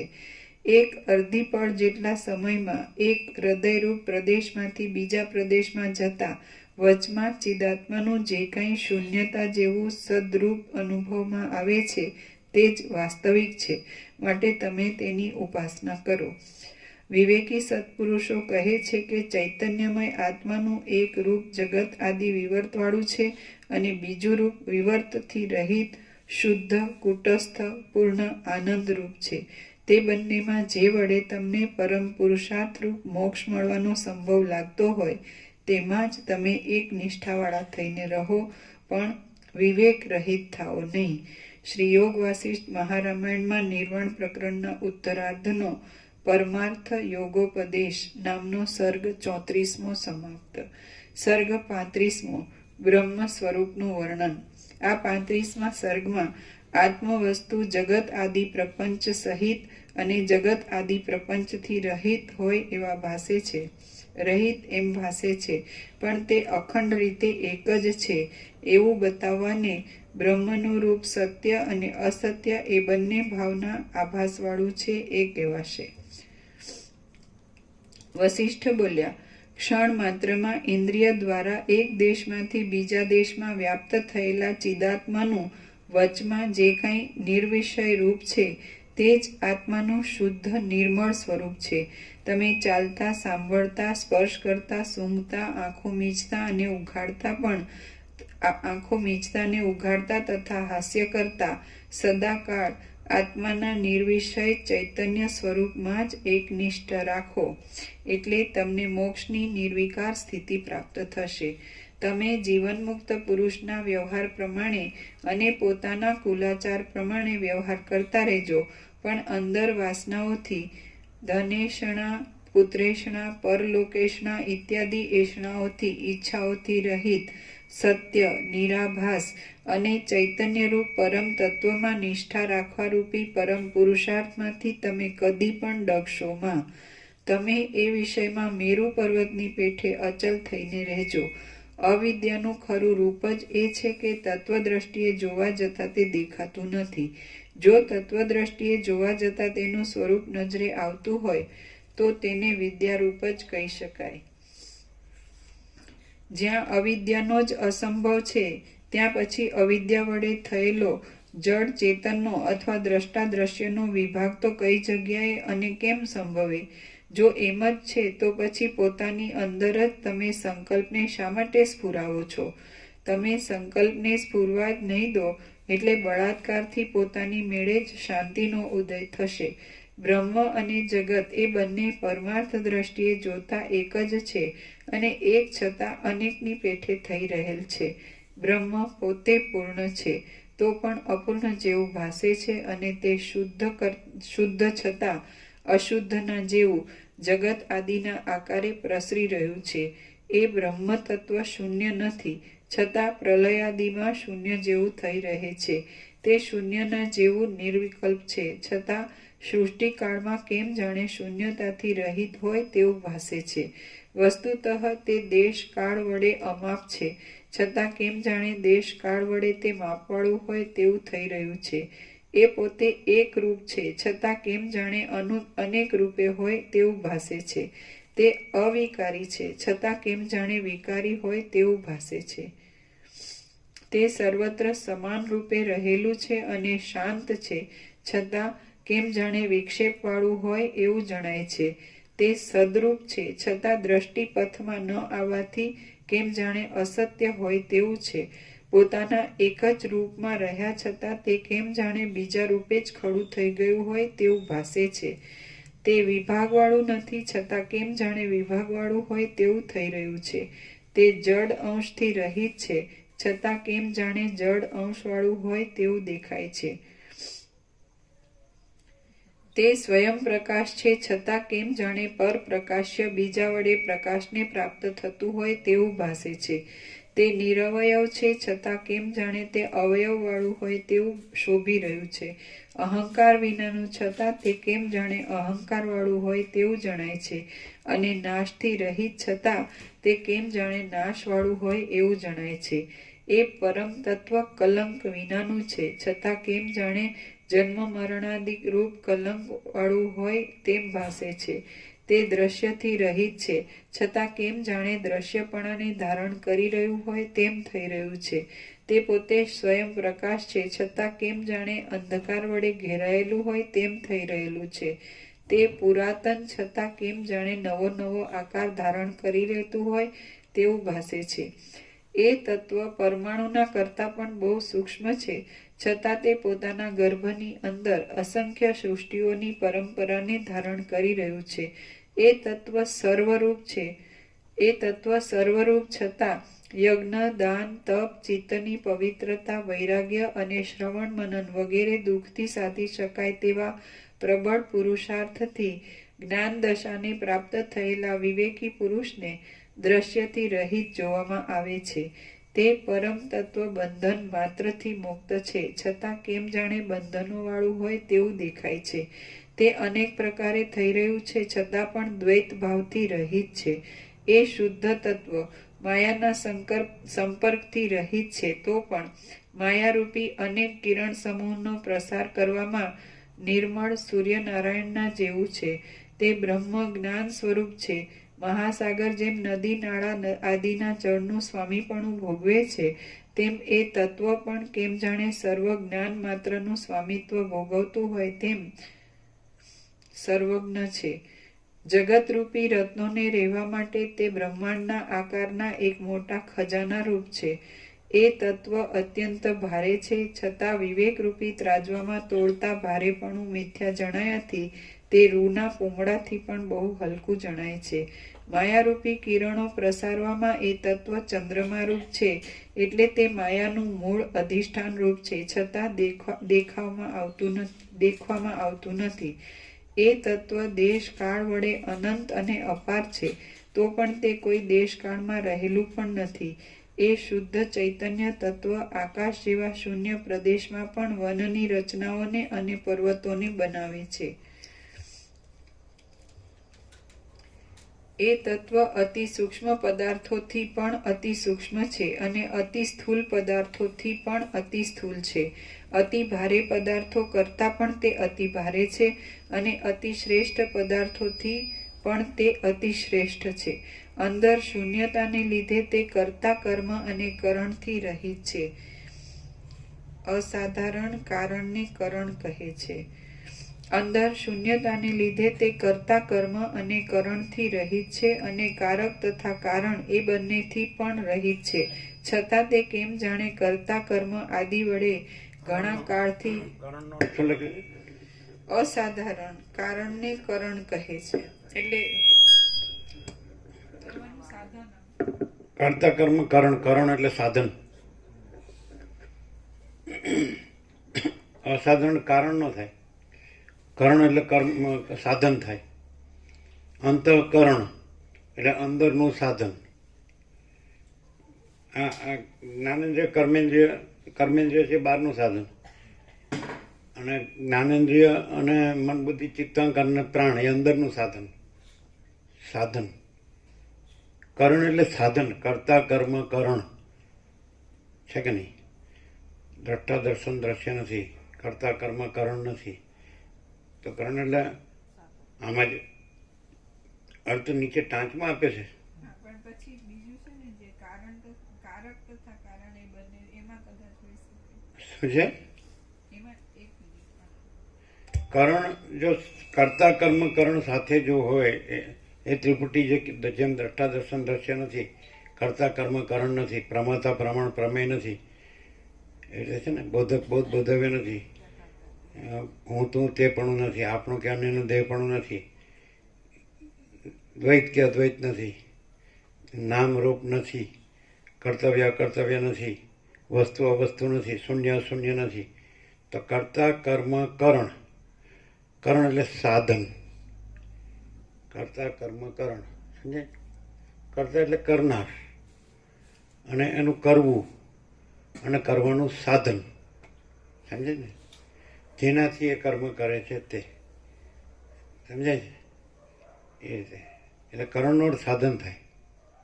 આમાં અસાધારણ કારણ એવો અર્થ ના થાય.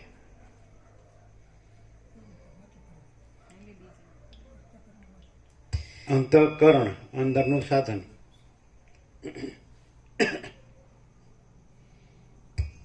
એટલે જો એમ કહે કે કોનું, તો કર્તાનું. તો કર્તા એટલે શું? તો ચિદાભાસ, સમજાય? તો ચિદાભાસ કરતા છે. પછી એનું કર્મ અને કર્મ કરવાનું સાધન એટલે કરણ. કરણનું સાધન થાય.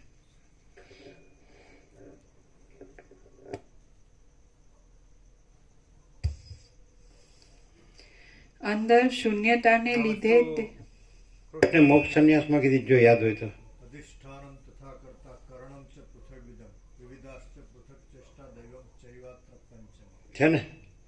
હા, તો શું છે? અધિષ્ઠાનમ તથા કર્તા કરણમ ચ પૃથગ્વિદમ હા, કરણમ ચ પૃથગ્વિદમ વિવિધાશ્ચ પૃથક ચેષ્ટા વિવિધાશ્ચ પૃથક ચેષ્ટા દૈવમ ચૈવાત્ર પંચમ.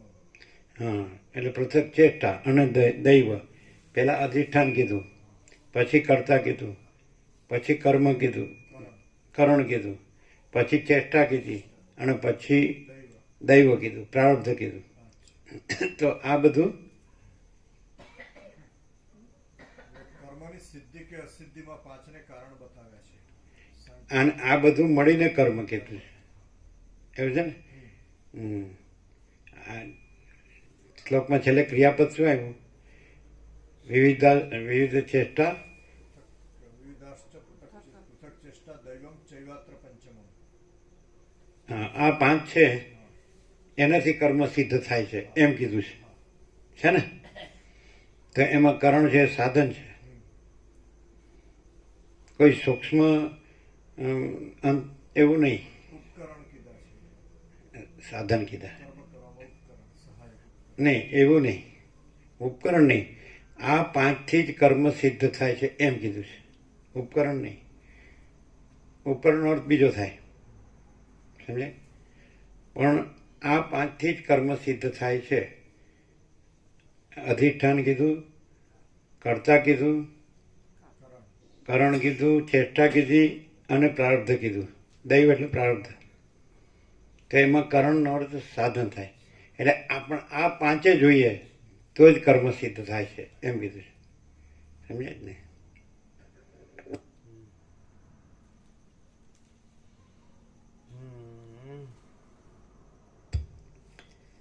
અંદર શૂન્યતાને લીધે તે કર્તા કર્મ અને કરણથી રહિત છે અને કારક તથા કારણ એ બંનેથી પણ રહિત. વ્યવસ્થિતમાં જે હમણાં કીધા 11 નિષેધ કીધા એમાં દ્રષ્ટા દર્શન દ્રશ્ય નથી, કર્તા કર્મ કરણ નથી. એમાં કરણ કીધું એને સાધન કીધું છે. એકદમ સિમ્પલ અર્થ.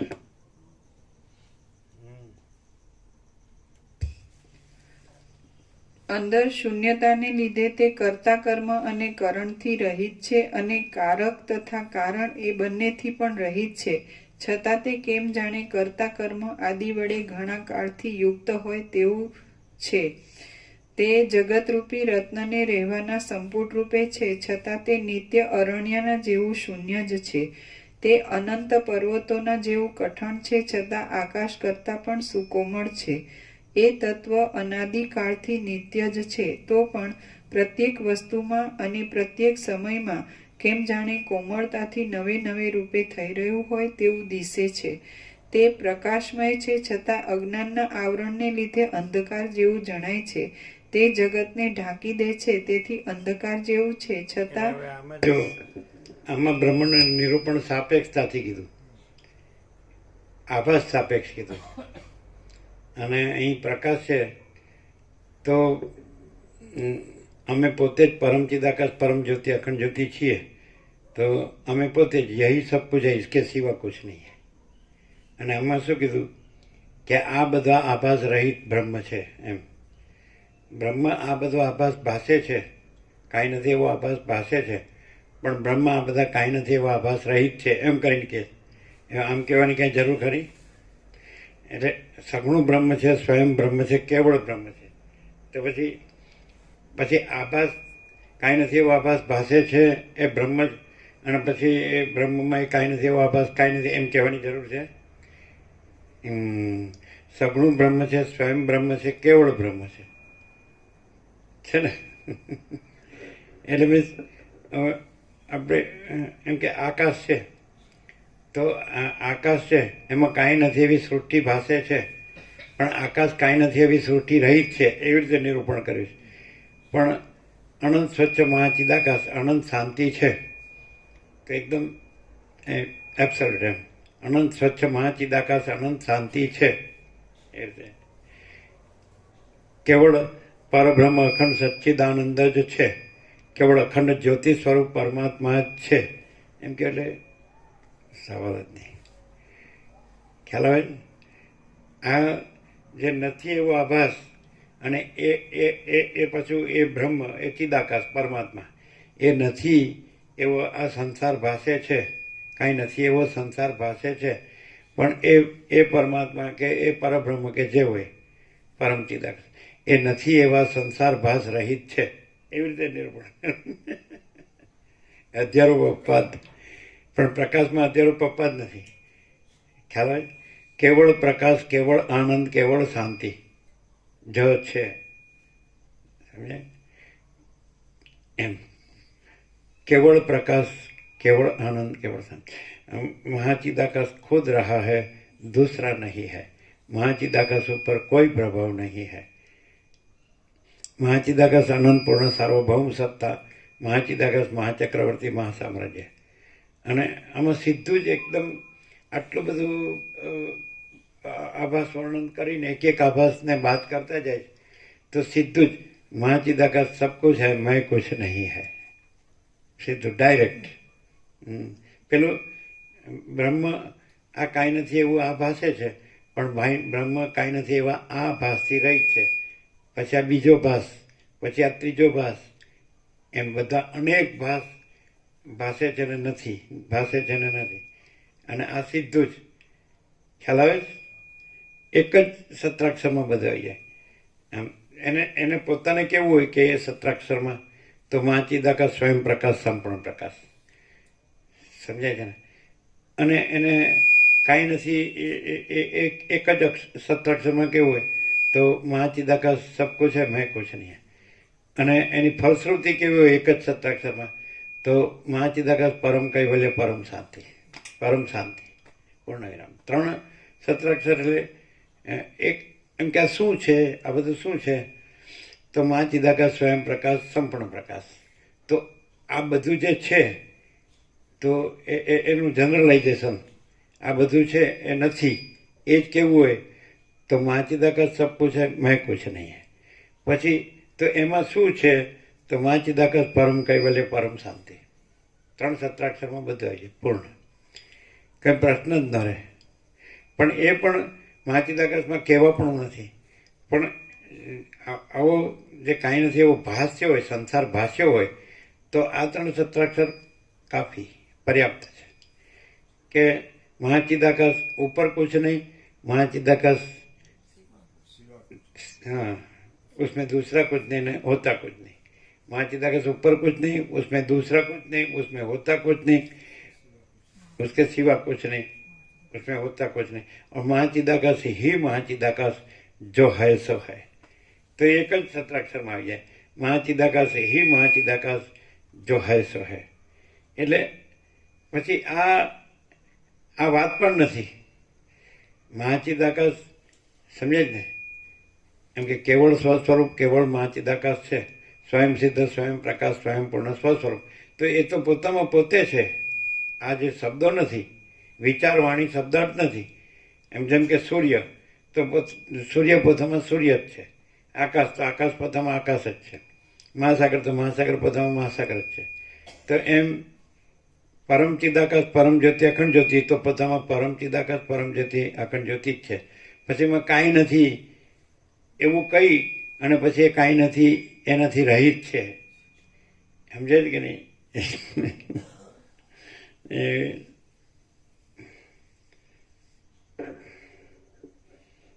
અને એવું એમ કહીએ કે જે કાંઈ નથી રહેલા છે એવા માટે આ કહે છે, તો એ કાંઈ નથી. કાંઈ નથી એવું રહેલા હોય તો એ તો કાંઈ નથી, એના માટે શું કહેવાનું હોય? જો એમ કહેતા હોય કે જે કાંઈ નથી એવા રહેલા હોય એના માટે આ કહેલું છે કે પરમચિદાકાશ પરમ જ્યોતિ અખંડ જ્યોતિ છે અને એમાં કાંઈ નથી, એ કાંઈ નથી. પણ એ કાંઈ નથી એવા રહેલા હોય તો એ તો કાંઈ નથી, એને શું કહેવાનું હોય? નહીં સમજાય. શું જીતુરો સમજાય? મહાપ્રભુ ખ્યાલ આવે? ના. તમને આવે જીતુરો? ના. જે કાંઈ નથી રહ્યા એ વંધ્યા પોતાની પેટે છે જ નહીં, એટલે એને કંઈ કહેવાની જરૂર નથી કે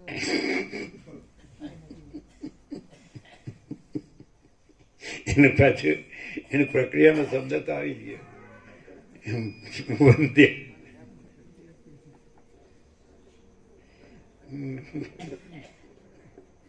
તમારે તો પ્રજાની પ્રજા છે ને તમારે આ દ્રષ્ટાંત કામ આપવું પડે. વંધ્યા પુત્રના લગ્ન છે બધા અને એના જ છોકરા હોય. હે? વંધ્યા પુત્રે લગ્ન કરે અને એના છોકરા છે, લે પૈસા છોકરા ચિંતા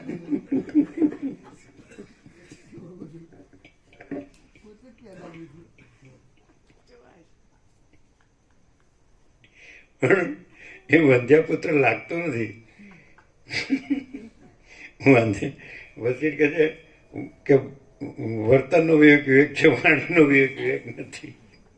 વિચારમાં એવું આવે એવું કે કોઈ કહે ને કે મારે લગ્ન કરવો પડશે, એટલે કે ભાઈ વંધ્યા પુત્રને તો લગ્ન કરવો પડે ને. હે? કોઈ એમ કે મારે લગ્ન કરવા પડશે, પછી મારે છોકરો પહેરાવવો પડશે, પછી મારે લગ્નમાં જવું પડશે, મારે વ્યવહાર સાચવવો પડશે. આપણે વંધ્યા પુત્રને બધું કરવું પડે ને, એ વિચાર આવે જ ના, એવું નહીં. તમે અત્યારના તમે વેદાંતિ બ્રહ્મજ્ઞાની એવા છો કે મારે હું બધું જ કરું અને અનુભવવું કે આ વંધ્યાપુત્રને બધું થયું છે, એ માટે મેં કર્યું એમ.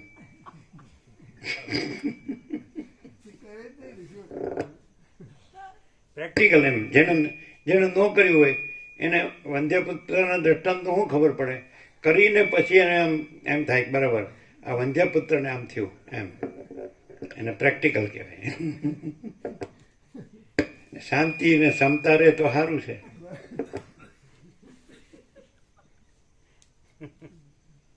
હવે આ સર્ગ પૂરો થાય છે. કેટલો?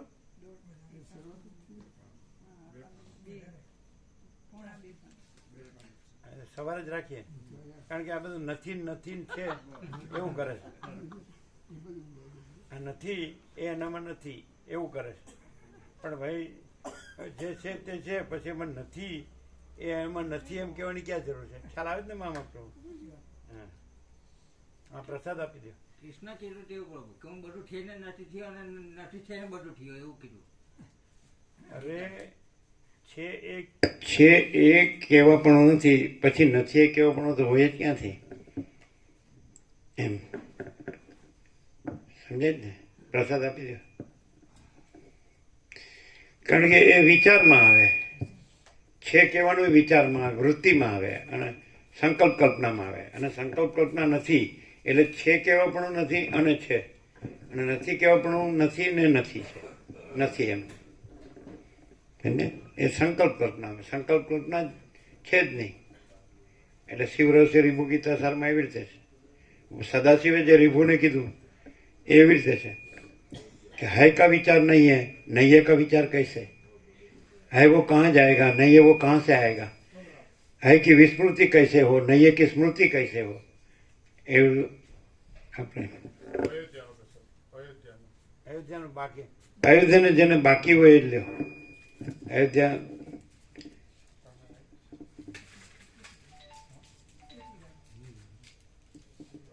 અયોધ્યાનો તો કાલ સાંજે નહોતો આપ્યા. કાલ તમે નતા આવ્યા? આવ્યો તો મને પ્રસાદ મેં આજે લીધો, આ નતો લીધો. એમ કેમ? ભૂલી ગયા હતા તો પછી જવા દીધું એમ. એનું એવું ઠેકાણું એવું છે, આપણે માગીને લઈ લેવાનું. એના હગા હોય તો એને આપે.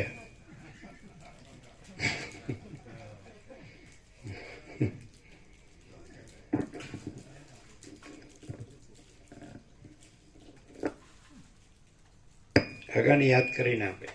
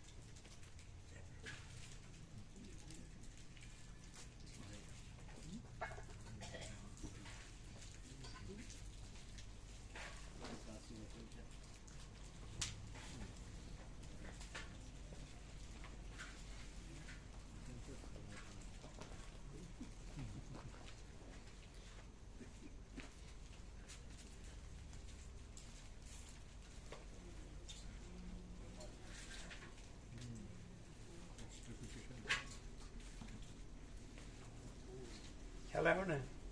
હા. શાસ્ત્રમાં શું છે ને પ્રકાશ શું છે? તો આપણે શું કીધું કે બસ પ્રકાશ ભગવાન છે. એ સીધો પ્રકાશ પેલામાં નથી અને પછી છે એવું બતાવવાનું સાચું. ના, એ નથી કહેવાનું. પાછું નથી એ કહેવાનું કે આ નથી, પછી એને નથી કહેવાનું. એ સીધો પ્રકાશ. પણ આ તો પ્રકાશ જ છે. પ્રકાશ પ્રકાશ. હા. અને એ કહેવા પણ નથી. નો કયો તોય છે, અને પ્રકાશ નો કયો તોય પ્રકાશ છે. પ્રકાશ છે. અને આભાસ નથી નો કયો ને તોય આભાસ નથી. એવો પ્રકાશ છે. આ પ્રભુને આપ્યું ભગવાનનું વ્યાપક વાર્ષિકોત્સવનું નવું આમને પરમ દિવસે આવ્યા હતા. આપ્યું બે દિવસ પહેલા નવું આપ્યું ને. નવું લિસ્ટ આપી છે ભગવાનના વ્યાપક વાર્ષિકોત્સવ. બરાબર.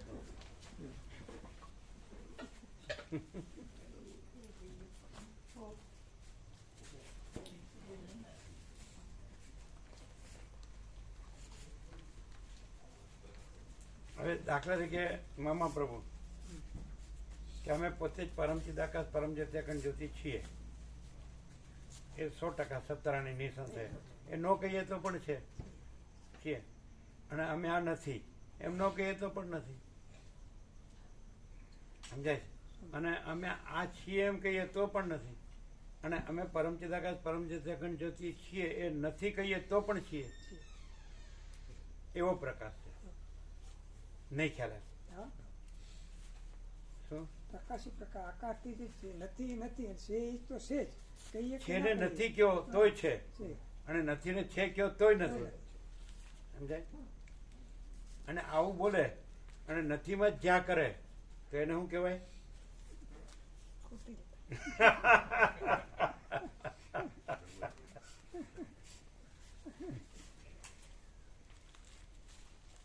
પણ એવી રીતે જો એવી રીતે હોય કે ખરેખર એને ગમે ત્યાં હોય પણ એને ખરેખર એને આત્માની સાચી શાંતિ હોય તો એ પ્રકાશ રહ્યો છે. અને આત્માની સાચી શાંતિ એ સાચી જ છે, એ છે જ, અને ભ્રાંતિ છે જ નહીં. સમજાય? એટલે કદાચ શાંતિ ન રહે ને તો એ તો છે જ, એ આત્માનો સ્વભાવ છે સાચી શાંતિ. અને ભ્રાંતિ રાખે તો એ છે જ નહીં, એ એનો સ્વભાવ છે. ભ્રાંતિનો સ્વભાવ જ છે જ નહીં, અને આત્માનો સ્વભાવ જ સાચી શાંતિ. એટલે છે જ, નો રે તો છે જ, પણ જે નો રે એને ન લાગે. અને ભ્રાંતિ રહે તો ભ્રાંતિનો સ્વભાવ જ કે નથી જ, પણ એ રે એને ભ્રાંતિ લાગે. સમજાય કે નહીં? એવું છે.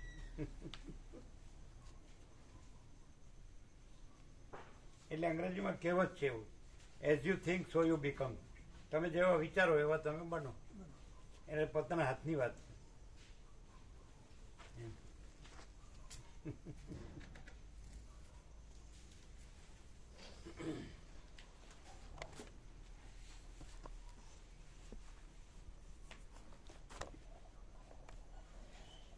એવી કહેવત કેમ કરી તમે લોકોએ કે લકડ કે લાડુ ખાય વો ભી પછતાય ને ના ખાય વો ભી પછતાય? એવું કેમ કીધું?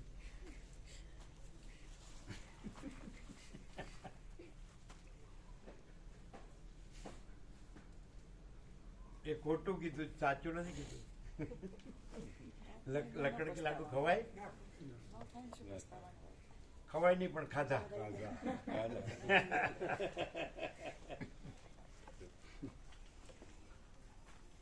હમણાં આમ આનંદ આવ્યો કે નહીં?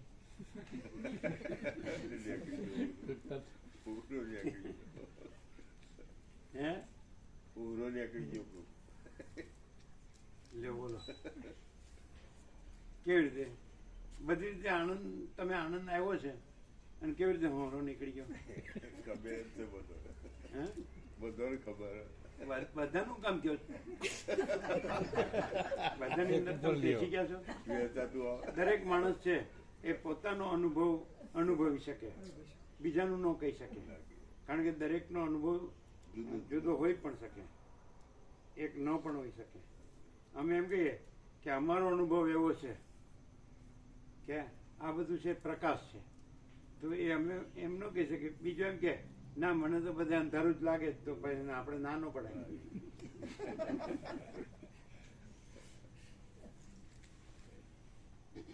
પણ અમને એવું કહી શકીએ કે તમે વસીત પ્રકાશથી રહ્યો તો આ બધું પ્રકાશ જ છે, પણ તમે તમારી રીતે રહ્યો તો અમે કાંઈ કહેતા નથી. એના માટે અમે બંધાયેલા નહીં.